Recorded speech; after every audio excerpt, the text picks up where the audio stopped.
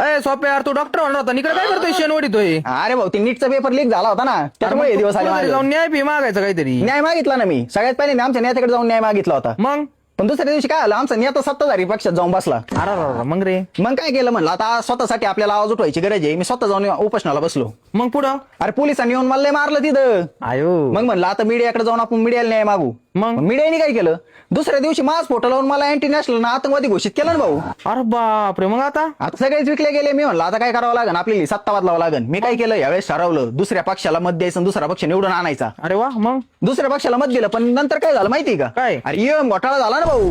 कोणचं बटन दाबलं तरी त्यांना मत जाते. अरे मग शेवटी देवाकडे जाऊन प्रार्थना तरी अरे करायची. देवाकडे बी गेलो, देवाकडे जाऊन प्रार्थना केली, तिथं दानपेटीत पैसे टाकले मी. हा, अरे पण दुसऱ्या दिवशी न्यूजला काय ऐकलं मी, काय अरे ती दानपेटीत चोरी झाली ना. काय अवघड झालं भाऊ. मग आता अरे मग- देवापर्यंत तुझे पैसेच पोहोचले नाही, त्याच्यामुळे कसं देवाने बी बनवायचं? ऐकलं नाही माझं. शेवटी मी आता काय केलं, सगळ्यात थकलो. आता मी ना एक नवीन डिग्री घेऊन राहिलेलो आहे, कोणती रे? जी सरकारनेच लॉन्च केलेली आहे आपल्या. हा वय, अंधभक्त नावाची एक डिग्री घेतलेली आहे. काय बोलतो? त्या डिग्रीत आपल्याला काहीच करायचं नाही, फक्त सरकारच्या विरोधात जे काही कोणी बोलन, सरकारला प्रश्न विचारीन, त्यांना जाऊन आपल्याला शिव्या द्यायच्यात. काय बोलतो? कोणी सरकारच्या विरोधात काही व्हिडिओ अपलोड केला तर आपल्याला त्या व्हिडिओच्या खाली जाऊन काय कमेंट करायच्यात माहिती का? काय? आतंकवादी अँटी नॅशनल अशा कमेंट करायच्यात. असं आलं का लक्षात तुमच्या? एवढंच आहे आता. आणि एक मंत्र दिलेला आहे आम्हाला आमच्या कोणता? गुरूंनी. कोणता? सांगू का? हा. अंगेन घात्रम लवडेन भोज्यम.